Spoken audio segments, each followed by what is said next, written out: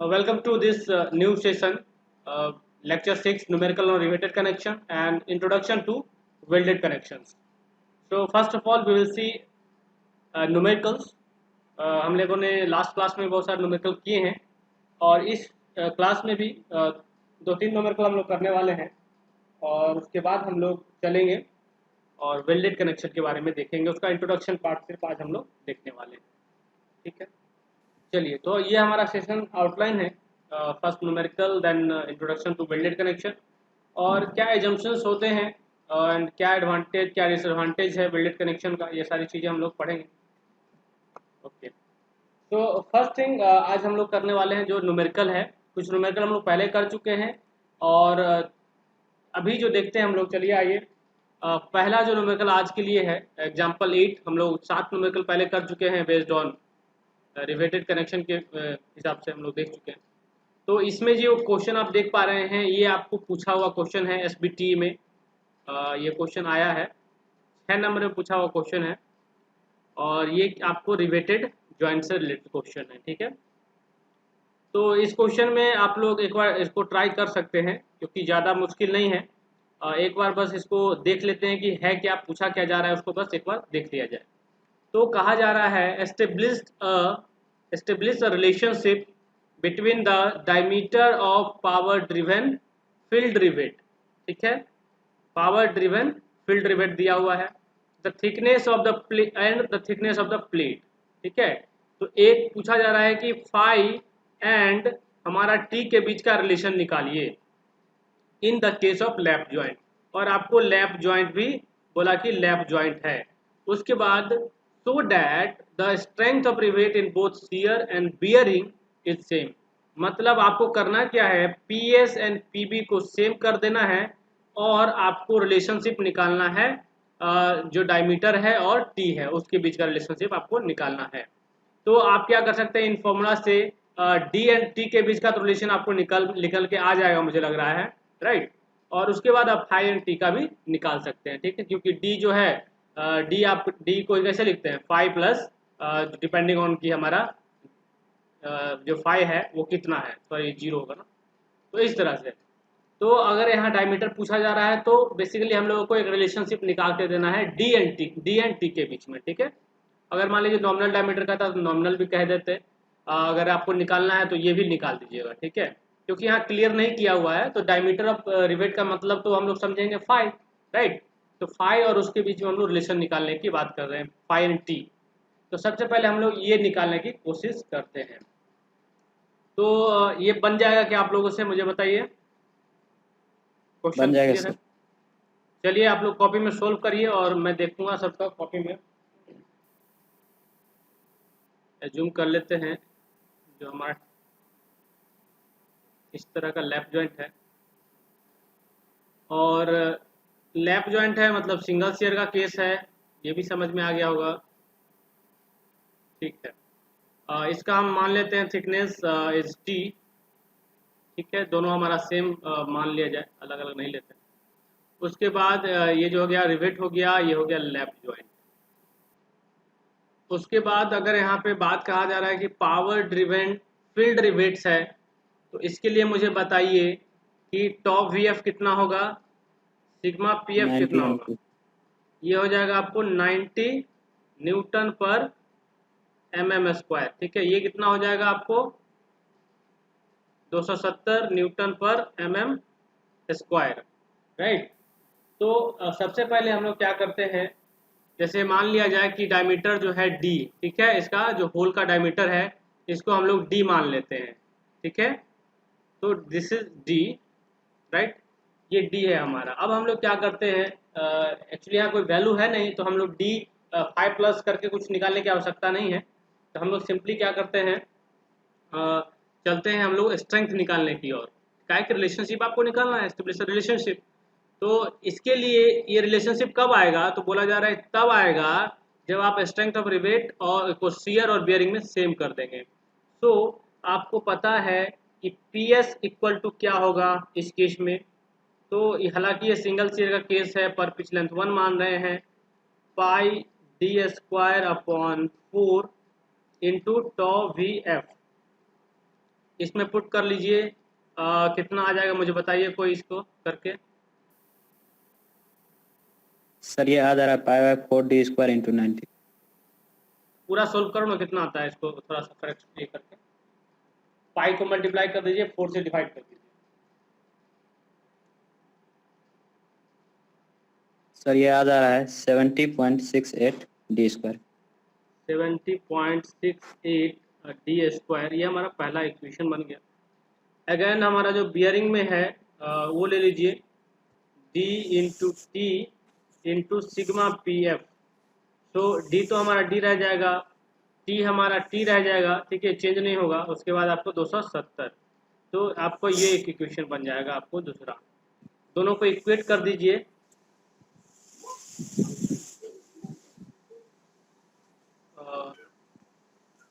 From equation 1 and 2 according to question भी आप यहाँ लिख सकते हैं। According to question P S is equal to P B. ठीक, करिए।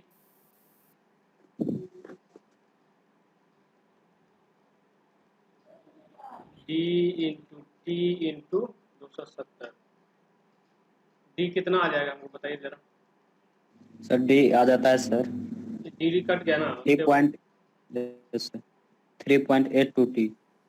अच्छा एक मिनट, 270 इंटू टी अपॉन, ठीक है, कितना आ गया D? 3.82 into t। 3.82। Yes sir. ठीक है, ये रिलेशनशिप हो गया, मतलब D by T is equal to 3.82, है ना? ये आ रहा है क्या सबका? Yes sir. ओके, तो ये चीज़ें हैं। इसके बाद मान लीजिए आपको फाई का रिलेशन निकालना है, तो यहाँ पे दो केसेस बनेंगे, है ना? यहाँ पे दो केसेस बन जाएंगे, तो उसको करने की आवश्यकता नहीं है। डायमीटर तो ये भी है रिवेट का, रिवेट होल का। तो अगर फाई के बीच में निकालना होगा तो आप कर सकते हैं, if phi is less than 25 assume करना पड़ेगा, if phi is greater than 25, तो दो केसेस बन जाएंगे, तब जाके आपको फाई और टी का रिलेशन भी निकल जाएगा। तो आप लोग क्या करिएगा, इससे फाई और टी का रिलेशन भी निकाल लीजिएगा। फाई एंड टी का रिलेशन कैसे निकालिएगा? दो बार एज्यूम कर लीजिए, दो केस बना लीजिए। If phi is less than equal to 25, तो इस केस में जो है डी को आप क्या पुट कर सकते हैं, 5 प्लस 1.5 ये पुट कर दीजिएगा। और जब ग्रेटर होगा तो आपको पुट कर देना है। ये तो हो गया इसका। And if phi is greater than 25, तो इस केस में डी को आप 5 प्लस 2 mm ये पुट कर सकते हैं। ठीक है, ये चीज ठीक है, क्लियर है, समझ गए?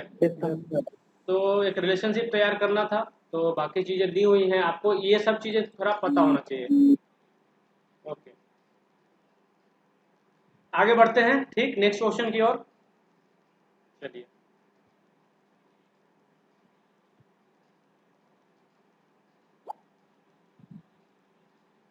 ओके, अब ये जो क्वेश्चन है आपका नेक्स्ट, जो 9 नंबर क्वेश्चन देखिए।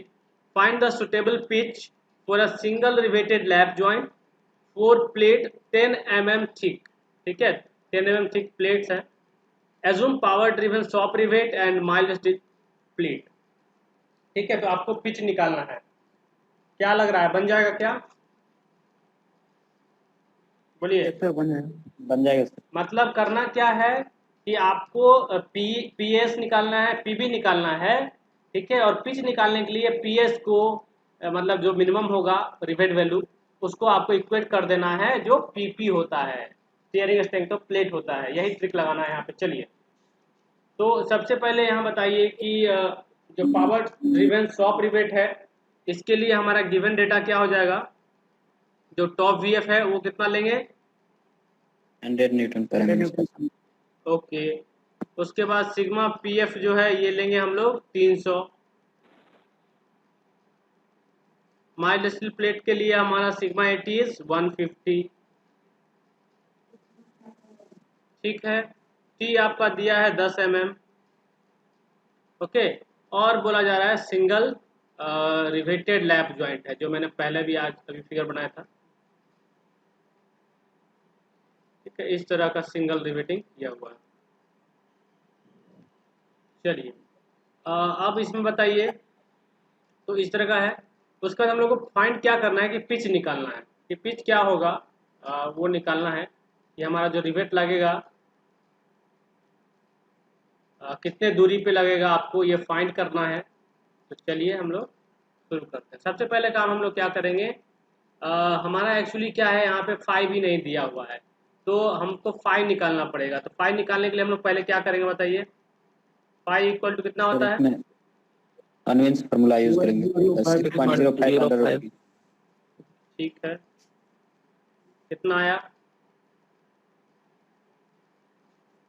19.13। 19। ओके, उसके बाद इसको कितना मान लें आप बताइए, क्योंकि फ्रैक्शन में तो नहीं लेंगे रिवेट को। 20 मान लें। चलिए 20 मान लिया। डी इक्वल टू बताइए, दूसरा काम करेंगे। डी इक्वल टू 1.5 करेंगे, तो आपको आ जाएगा 20 प्लस 1.5, इट वुड बी इतना कुछ आपको आ गया। ठीक है, क्लियर है? चलिए अब बताइए, इसके बाद हम लोग क्या करने जा रहे हैं, हमको निकालना पड़ेगा पी एस डी बी। ठीक है, तो आप निकालिए पर पिच लेंथ के हिसाब से कितना कितना आएगा। तो थर्ड स्टेप में स्ट्रेंथ का जो रिवेट वैल्यू कैलकुलेशन वो कर लेते हैं। तो P S is equal to, single shear का केस है, नंबर ऑफ रिवेट जो होगा एक हो रहा है, इसको एज्यूम कर लेंगे हम लोग, और pi by 4 d square into top V F put करिए। पाई बाय 4 इंटू 21.5 का स्क्वायर हो जाएगा इंटू 100। कितना आया? आया सर 36,305 36,305 न्यूटन। Yes sir.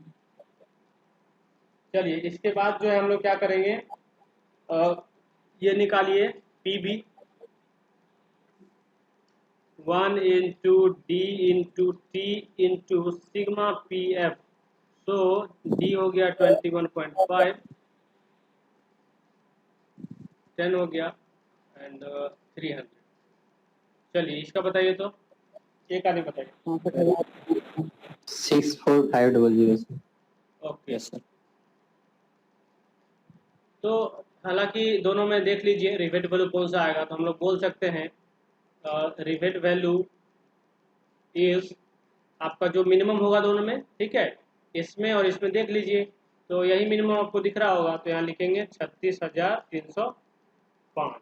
ठीक है, जो कम होगा दोनों में, इन दोनों में जो कम होगा उसी को रिवेट वैल्यू बोलते हैं। तो ये निकल गया मेरा रिवेट वैल्यू, राइट। अब हम लोग क्या करेंगे, पिच को तो हमने बोला है, पिच हमको पता नहीं, इसको पी मान लिया, चलिए स्मॉल पी। अब हम लोग टीयरिंग स्ट्रेंथ निकालने की कोशिश करते हैं। टीयरिंग स्ट्रेंथ जब निकाल लेंगे पर पिच लेंथ, ठीक है, उसके बाद उसको इक्वेट कर दीजिएगा तो आपको मिल जाएगा। तो ठीक है, चलिए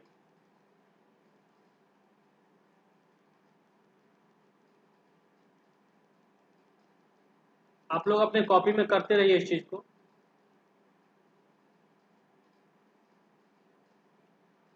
ओके, तो यहाँ पे देखेंगे जो हमारा पीपी निकालें अगर, ठीक है, पर पिच लेंथ टीयरिंग स्ट्रेंथ और प्लेट और जॉइंट, ठीक है, पर पिच लेंथ वो निकालिए।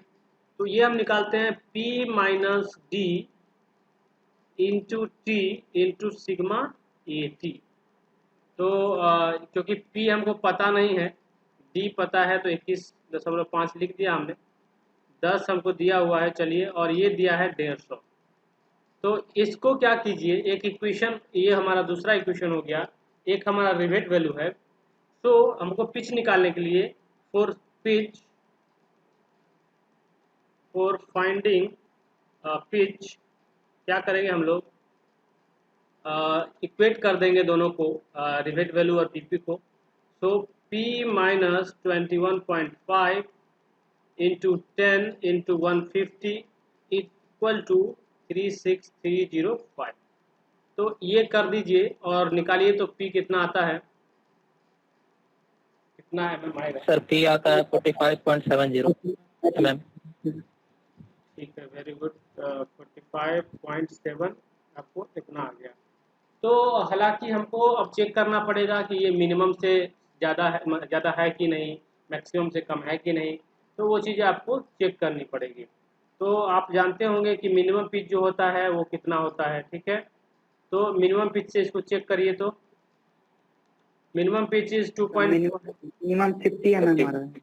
ओके आ रहा है सर उससे। तो मिनिमम पिच हो गया आपको, minimum pitch is P minimum is equal to हो जाता है आपको 2.5 × 5। तो अगर करिएगा तो मुझे लग रहा है 50 आ रहा है, राइट। चलिए 20, तो ये आपको 50 mm आएगा। तो ये हमारा 50 mm नहीं है ना, पी मिनिमम से ज़्यादा होना चाहिए। इसीलिए क्या करना होगा कि हमको प्रोवाइड करना होगा मिनिमम पिच, उससे हम लोग नीचे नहीं जा सकते हैं। इसलिए provide minimum pitch of 50 mm centre bye centre. तो इन दोनों के बीच की दूरी हमको रखनी पड़ेगी 50 mm। ये हमारा डिजाइन है कि हम 50 mm ही उसको रखेंगे। समझ में आया? तो यही हमारा क्वेश्चन था, यही हमारा आंसर हो गया 50। आपको 50 लेना है, ये लिख दीजिएगा लास्ट में। ओके, ये आंसर नहीं हुआ, हमारा आंसर ये हुआ कि हम लोग 50 लेंगे। क्लियर है क्या ये चीज़? बोलिए। Yes sir. तो ये सब क्वेश्चन 6 नंबर में आते हैं। ओके, तो मुझे लगता है ज़्यादा अब डिफिकल्ट नहीं होगा, बन जाएगा आप लोगों से। और एक और क्वेश्चन आज हम लोग कर लेते हैं, ठीक है। काफ़ी अच्छा क्वेश्चन है, चलिए लेके चलता हूँ मैं। This is the last question हम लोग यहाँ पे कर रहे हैं। बाकी हम लोग अदर प्रैक्टिस करेंगे, असाइनमेंट के रूप में करेंगे या टेस्ट के रूप में करेंगे। तो यहाँ देखिए कहा जा रहा है a member of roof truss, ठीक है। रूफ ट्रस क्या होता है? जो छत होता है ना, छत वाला जो ट्रस आपको दिखता है, ठीक है। घरों में देखे होंगे ट्रस बना के उसके ऊपर घर बनता है। तो यहाँ पे देखते हैं हम लोग ए member of roof truss consist of 2 ISA 100 × 80 × 8। अब मुझे कोई एक आदमी बताएंगे, ठीक है। मुझे बताइए कि ये कौन सा सेक्शन है ISA? Angle section sir. Unequal left angle तक। हाँ, very good, this is angle section. और हालांकि इसका दोनों लेग अलग अलग आपको दिख रहा, अनइक्वल दिख रहा होगा। This is unequal leg sorry angle section है। So placed back to back on sides of a gusset plate. मतलब एक गसेट प्लेट मतलब क्या होता है? एक सीट होता है, ठीक है, एक प्लेट होता है इस तरह का मान लेते हैं। तो बोला जा रहा है बैक टू बैक इस पे लगा हुआ है। तो जो इसका लॉन्ग लेग होता है जनरली उसका कनेक्शन होगा। तो ये हो गया, इस तरह से कुछ होगा, ठीक। ये देखिए इस तरह से कुछ आपको फिगर बनाना होगा। तो दो एंगल सेक्शन की बात कर रहे थे, एक हमारा इधर हो गया, एक हमारा इधर हो गया, दोनों एक ही साइज का है, ठीक है। तो आपको क्या करना है, जैसे अगर हम इधर जाएंगे ऐसे, इसको अगर आप देखेंगे इस तरह से, तो अगर फिगर में बनाऊं, मान लीजिए ये वाला इसका, ये तो क्रॉस सेक्शन व्यू हुआ ना, क्रॉस सेक्शन व्यू है। साइड व्यू अगर बनाएं इसका, तो इस तरह का हमारा कोई प्लेट होगा, राइट। और जनरली क्या होता है, जहाँ पे एंगल आता है इस तरह का कुछ रहता है जनरली। यहाँ से लेते हैं हम लोग, यहाँ से आएगा, इस पे क्या होगा, जो एंगल सेक्शन होगा वो जुड़ा हुआ रहेगा। ये एंगल सेक्शन बना लेते हैं।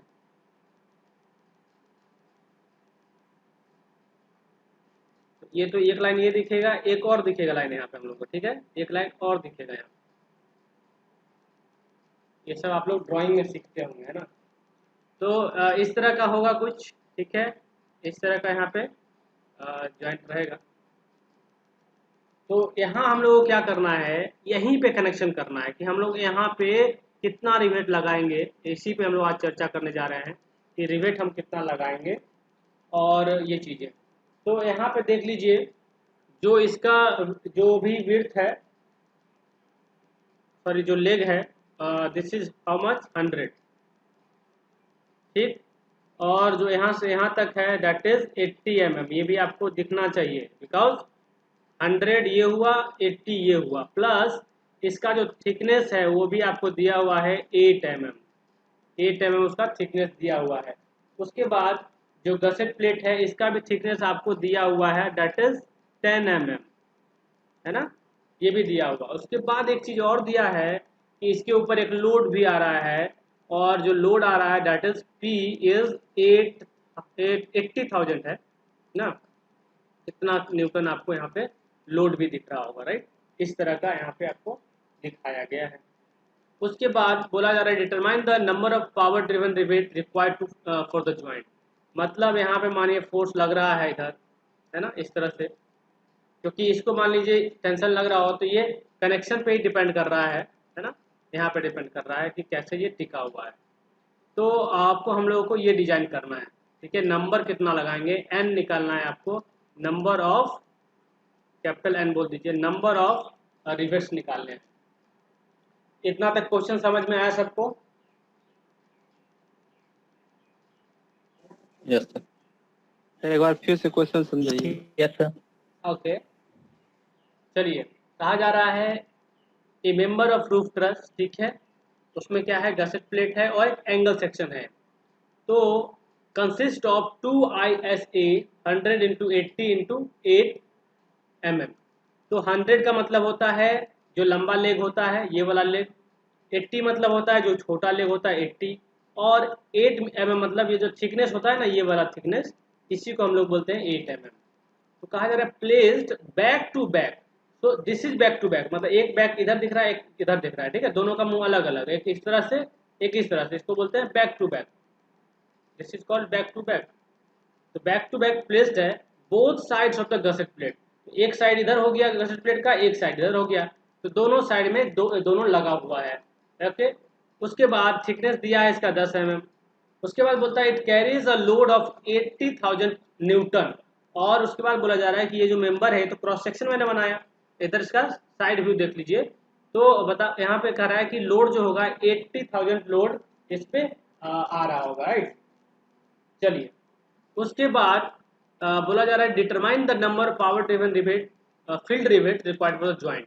तो इस ज्वाइंट के लिए हमको कितना रिवेट लगेगा वो निकालना है। तो रिवेट निकालने के लिए मैंने फॉर्मूला आपको बताया था, दैट इज लोड अपॉन, क्या करते हैं हम लोग, जो हमारा रिवेट वैल्यू आता है। तो हमको बेसिकली यहीं पे अप्रोच लगाना है कि लोड कैसे, रिवेट वैल्यू, हाँ रिवेट वैल्यू। तो लोड का आपको लोड तो दिया हुआ है 80,000 दिया, हमको रिवेट वैल्यू निकालना है। तो हमको सबसे पहले रिवेट वैल्यू निकालना होगा, राइट, और उसके बाद हम लोग नंबर निकाल पाएंगे, और नंबर्स निकाल पाएंगे तो हमको पिच भी देख सकते हैं, एज डिस्टेंस भी देख सकते हैं। तो आप इसको फिगर को कम से कम अभी बना लीजिए नोटबुक में। फिगर बन गया सबका क्या? Yes sir.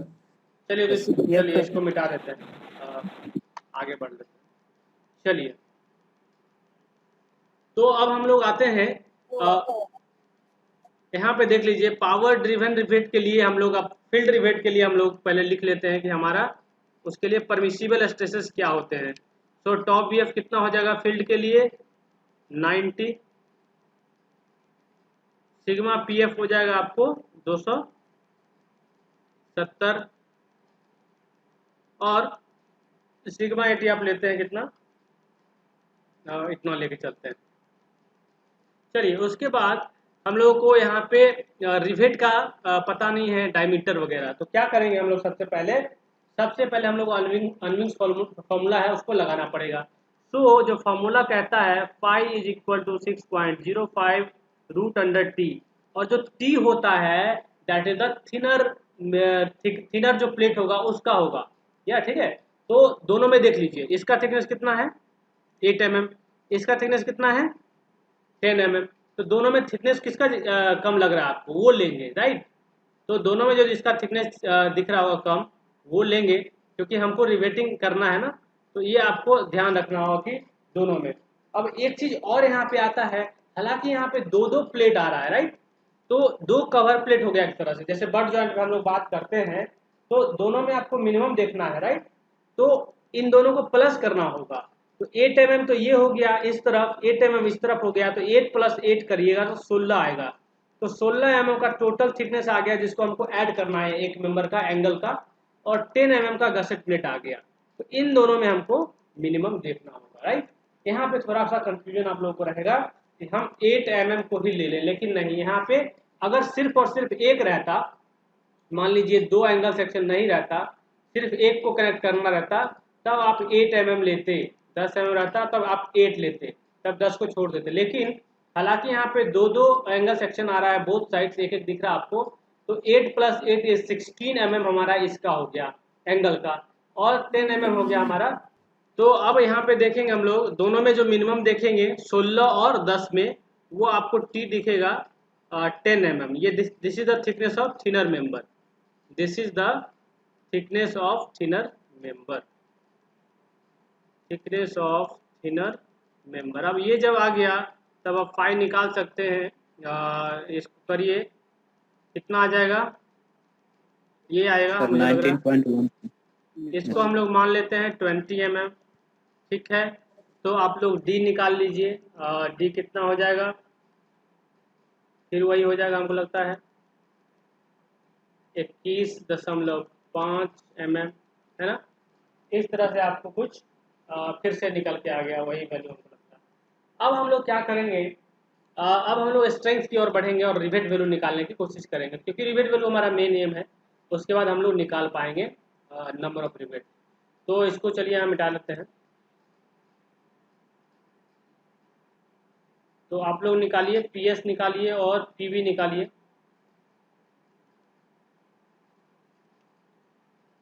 तो पीएस जो होगा देख लेते हैं, ये हो जाएगा आपको, देखिए एक चीज और यहाँ देख लीजिए, this is the case of double shear, देख रहे हैं ना, दो दो जगह दिख रहा है आपको सेक्शन, एक यहाँ दिख रहा होगा एक यहाँ दिख रहा है, ये केस क्या है, डबल शियर का केस है, ये भी ध्यान रखना। सो डबल शियर है, पर पिच लेंथ में हमको 1 ले लेते हैं, π/4, क्योंकि डबल शियर इसलिए 2 से मल्टीप्लाई करना होगा, और टॉप वी एफ। तो अब मुझे बताइए कितना आएगा। सर याद आ रहा है 65349। कितना आ रहा है, 349। ओके 349, यही आ रहा है ना। चलिए उसके 0.05 न्यूटन। अच्छा ठीक है, इसको होल लेके चलते हैं। पीवी देख लीजिए, पीवी आपका आ जाएगा 1, हम क्या लिख रहे हैं आपको समझ में आ रहा होगा, ठीक है, नंबर ऑफ रिवेट्स पर पिच लेंथ, उसको हम एज्यूम कर रहे हैं 1। ओके, तो यहाँ पे हम लोग अब डी लिखेंगे, टी लिखेंगे और सिग्मा पीएफ लिखेंगे। So 1 into D is equal to 21.5 into T कितना हमारा 10 है ना, और आप मल्टीप्लाई करिए, कितना है 270, कितना आया 58050 न्यूटन। 58050। न्यूटन। अब देखिए यहाँ पे कुछ इंटरेस्टिंग चीज हमको मिला है ना, यहाँ पे कुछ इंटरेस्टिंग चीज मिला है हम लोगों को। अब देखिए यहाँ पे बियरिंग में जो है स्ट्रेंथ कम दिख रहा होगा, दिख रहा है क्या, यस सर। तो ये काफी ऐसा पहली बार हुआ। ऐसा चलिए हुआ तो सही है, पहली बार हम लोगों को बियरिंग में यहाँ फिल करने का चांस लग रहा है कि ज़्यादा लोड होगा तो ये पहले बियरिंग में फिल करेगा, इसलिए जो हमारा रिवेट वैल्यू हो जाएगा, ठीक है, R V is equal to minimum of, हम लेते हैं minimum of P S and P B. तो यहाँ हो जाएगा 5850 न्यूटन, ये हमारा अब यहाँ पे रिवेट वैल्यू बन गया। और अब हम लोग क्या करेंगे, ठीक सॉरी, और अब हम लोग क्या करेंगे कि कितना नंबर ऑफ रिवेट है वो निकाल लेते हैं। तो हम लोग रिवेट वैल्यू निकल गया, टोटल लोड हमको पता है, बस डिवाइड कर देना। Number of rivets required equal to हो जाएगा आपका, देखिए 80000 अपॉन आर भी कर दीजिए, मतलब लोड अपॉन आर भी, राइट। तो लोड इतना है, 58,050 कितना आता है, कितना करीब आ रहा होगा, लेकिन हम लोग फ्रैक्शन में तो लेंगे नहीं, इसको 2 रिवेट आपको कम से कम देना होगा। ठीक है, 2 रिवेट तो आपको कम से कम मानना पड़ेगा, एज्यूम कर लेंगे। तो यहाँ लिख सकते हैं कि प्रोवाइडिंग 2 रिवेट। ठीक, 2 रिवेट हमारा आंसर हो गया। इसके बाद इसमें पिच वगैरह अगर देना है, आप पिच देख लीजिए कितना दे सकते हैं। तो पिच एक एज्यूम कर लीजिए, मिनिमम पिच ले लीजिए कितना आता है, मिनिमम पिच प्रोवाइड कर देंगे, है ना। 50 आएगा सर मिनिमम। तो अगर हम मिनिमम पिच की बात करेंगे तो 2.5 इंटू 20 50 mm आएगा। ठीक है, एज डिस्टेंस अगर कुछ प्रोवाइड करना है तो एज डिस्टेंस आप प्रोवाइड कर दीजिए, कितना लेंगे बोलिए। 30 mm। 1.5 इंटू कितना कर दें, 21.5 करना होगा, डी करना होता है ना, याद आया। यस सर, डी करना होता है। कितना आएगा, 32.25। 32.25 ना, यस मान लीजिए वही 35, 33, 34 आप ले सकते हैं, तो उस तरह से आप लोग प्रोवाइड कर दीजिए। तो इस तरह से हम लोग को ओवरलैपिंग अगर पता है, ठीक है, ओवरलैपिंग प्लेट का अगर पता रहता तो हम लोग कर सकते हैं। तो हमारा मेन आंसर क्या था, जो हमारा रिवेट वैल्यू निकालना था ये। ठीक है, दिस इज की हम लोग अगर देना चाह रहे हैं तो दे दीजिए, क्योंकि आपको पूछा नहीं गया है तो इसलिए वो करने की आवश्यकता नहीं है। अदरवाइज हम लोग को मान लीजिए ओवरलैपिंग दिया रहता दोनों प्लेट का, गसेट प्लेट का और इसका, तो हम लोग दे सकते हैं कितने कितने पे हम लोग बिछाएंगे, है ना। सर, यहाँ पे नंबर ऑफ रिवेट 1 नहीं दे सकते हैं क्या? नहीं, कम कैसे लीजिएगा, सोचिए ना, कम कैसे लीजिएगा। बोल रहा है कि 1 रिवेट से ज़्यादा लेना पड़ेगा आपको, 1 रिवेट से अगर 0.2 आगे आ रहा है मतलब आपको 2 लेना पड़ेगा। सोचिए, फेल कर जाएगा रिवेट, ये जॉइंट फेल कर जाएगा हमारा। ठीक है, तो इन चीज़ों पे जो, हाँ बोलिए। अगर 1.009 आएगा तो भी आप 2 लीजिए, क्योंकि रिवेट का क्या है, रिवेट तो चलेगा 1 रिवेट, 2 रिवेट, 3 रिवेट ऐसे चलेगा। ठीक है, 1.5 रिवेट तो नहीं चलेगा ना, है ना। तो ये क्या है, ये डिजाइन में ऐसा होता है, ये चीज करना पड़ता है आपको, थोड़ा सा भी ज़्यादा होगा तो आपको पूरा लगाना पड़ेगा। ठीक, और ठीक है, तो यही चीज़ें हैं। बाकी आपको और डिजाइन मानिए पूछा जाता तो बाकी मिनिमम पिच और ये सब निकालना होता तो निकालते हैं, अदरवाइज ये मिनिमम है जो मैंने यहाँ लिखा है, इसके हिसाब से आप रख सकते हैं। चलिए, तो आगे चलें, अब समझ में आ गया चीज़ें। Yes sir. तो एक बहुत न्यूमेरिकल हम लोग 10 को कर चुके हैं, समझिए। तो आप इस पे बार बार करिए इस चीज़ को, और ये सारे जो भी न्यूमेरिकल्स आप देख रहे हैं वो एक ही उपाध्याय की बुक में है। उसके अलावा जो पिछला साल पूछा है वो भी क्वेश्चन हम लोगों ने किया है, और भी क्वेश्चन अगर आपको मिलता है वो तो डिस्कस करिए और बनाइए। ठीक है, तो ये आपके ऊपर है कि आप कितना प्रैक्टिस करते हैं। चलिए, अब हम लोग आगे बढ़ते हैं। ओके, सो हमारा ये जो है नेक्स्ट पार्ट है इसी यूनिट का, दैट इज वेल्डेड कनेक्शन। तो वेल्डेड कनेक्शन में देखेंगे हम लोग क्या, कि इसमें जो भी कनेक्शन हो रहे हैं वो वेल्ड का कारण होगा, वेल्ड से, समझिए, वेल्डिंग आपने किया होगा। तो वेल्ड इज क्या है, एक वेल्डिंग जो आप प्रोसेस देखते हैं उसी से हम लोग करते हैं, जिसमें दोनों मेंबर को क्या है, विद द हेल्प ऑफ जो आपका वेल्डिंग का प्रोसेस है, टेक्निक्स है।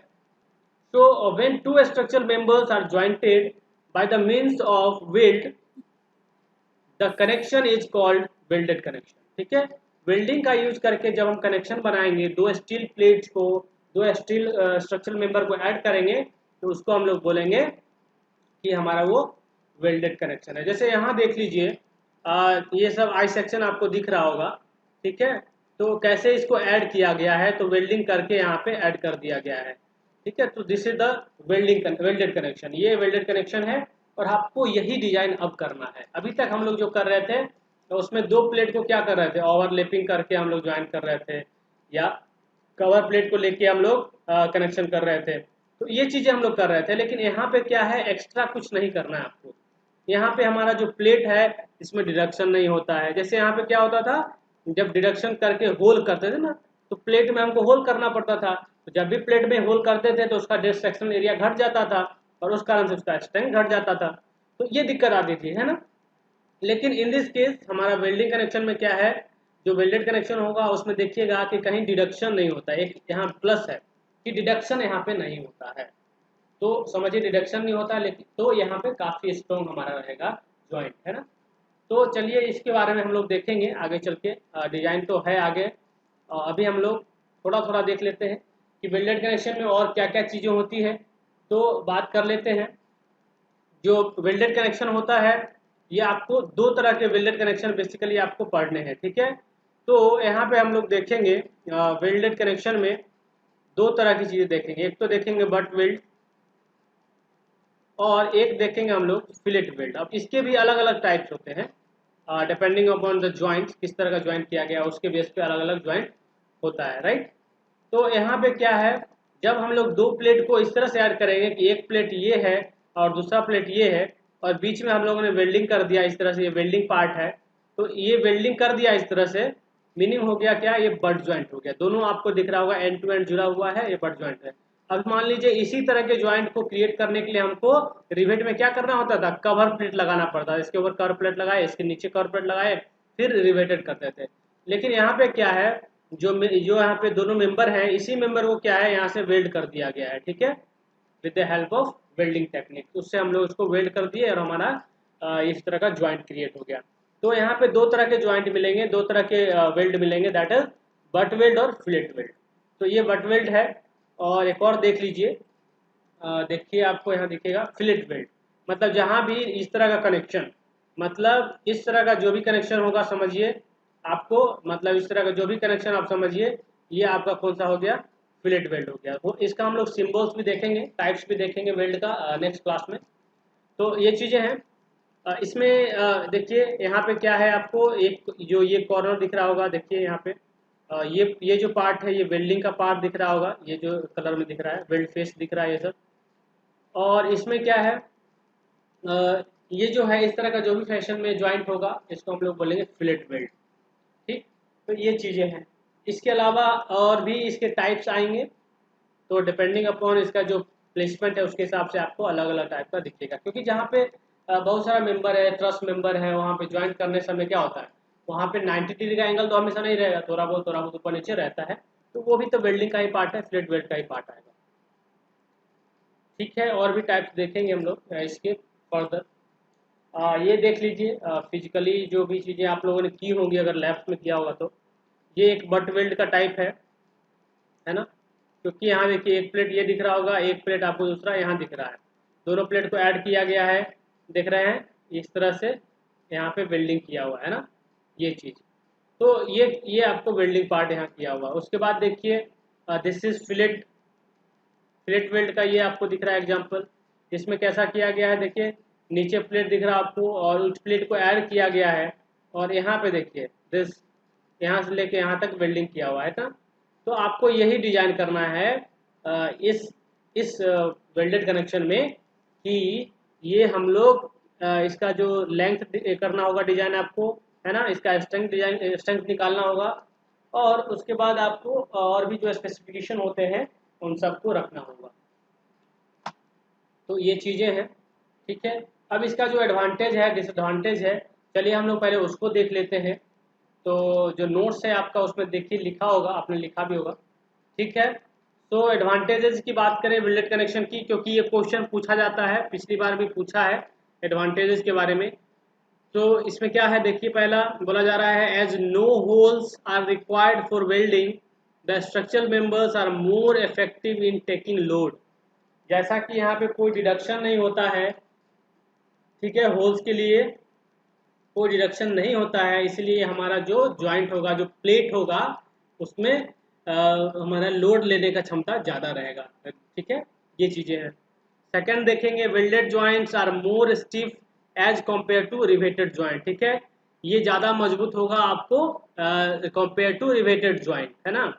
चलिए और उसमें क्या होता है, जैसे मान लीजिए वो क्या है उसका, तो जैसे होल करते हैं आप दो प्लेट के बीच में, हो सकता है ये क्या होगा, थोड़ा सा लूज हो जाए, ठीक है, रिवेट का जो हेड है मान लीजिए ब्रोकन कर जाए, टूट जाए या कुछ ऐसा, तो वहाँ पे क्या होगा, फ्रिक्शन के कारण भी कुछ चीज़ें आती है जिसको हम लोग इग्नोर करके चलते हैं, एजम्पशन में हम लोग मानते हैं ना कि फ्रिक्शन के कारण कुछ नहीं आएगा, लेकिन वो चीज़ें रहती है। बट यहाँ पे क्या है, यहाँ पे तो चांस ही नहीं है कि कोई इस तरह का क्वेश्चन आएगा, है ना। तो ये स्टिफ होता है, मतलब एक तरह से रिजिड कनेक्शन हो गया और उस पर कोई दिक्कत नहीं आएगी। चलिए उसके बाद और आगे देखते हैं हमारा क्या है। थर्ड देखेंगे, थर्ड जो प्ले लिखा हुआ है, the overall weight of structural steel is reduced by the use of welded joints. तो ओवरऑल वेट होता है स्ट्रक्चर स्टील का घट जाता है, बिकॉज यहाँ पे क्या हमको एडिशनल कुछ काम नहीं करना है, एडिशनल कोई प्लेट्स नहीं लगाने हैं, है ना, एडिशनली कुछ नहीं करना है आपको, आई सेक्शन को आई सेक्शन से ज्वाइन करना है तो भी वेल्डिंग से ज्वाइन कर रहे हैं, तो इस तरह का चीज़ हो सकता है ना, वो चीज़ें। इसलिए हमारा स्ट्रक्चर का जो टोटल जो सेल्फ वेट होता है ना, डेड लोड जो बोलते हो, वो घट सकता है, तो एक फ़ायदा ये भी है। उसके बाद जो appearance of welded joint is better, उसको अपीयरेंस की बात करें तो काफ़ी बेटर है, प्लस पता नहीं चलेगा, माने जो पेंटेड हो जाता है स्ट्रक्चर और वेल्डिंग किया हुआ है तो पता ही नहीं चलता कि हाँ वेल्डिंग किया हुआ है ना, तो ये फ़ायदा है, अपीयरेंस एक अच्छा रहता है इसमें। बाकी रिवेट और बोल्ट में देखिए वो बाहर से ही दिखेगा, हाँ इसमें रिवेटेड किया हुआ है, इसमें बोल्टिंग किया हुआ है, तो इसमें अपीयरेंस का एक प्लस पॉइंट है। अगेन देखिए, no noise is produced in the welding process as in the riveting process. Plus riveting process का क्या है, बहुत चीज़ें हैं उसमें, है ना, उसको ठोक ठाक करके बनाना हो गया, फील्ड में जाके मशीन का यूज करके, या बहुत ज़्यादा एनर्जी चाहिए आपको उसको फिर, तो वो चीज़ें हैं, ठीक है। तो उसमें काफ़ी प्रोसेसेस हैं रिवेटिंग में हमारा, तो यहाँ पे जो वेल्डिंग प्रोसेस है काफ़ी, आपको यहाँ से नॉइज भी नहीं होगा, ऊपर जाके जो है लोग उसको वेल्ड कर देते हैं आराम से। चलिए इसके बाद देखिए, ये सब एडवांटेजेस हैं। Welded joints are often economical as less labour and material are required for a joint, ठीक है, तो ऑफकोर्स इसमें स्किल्ड लेबर चाहिए लेकिन लेस चाहिए, कम चाहिए देन रिवेटेड कनेक्शन।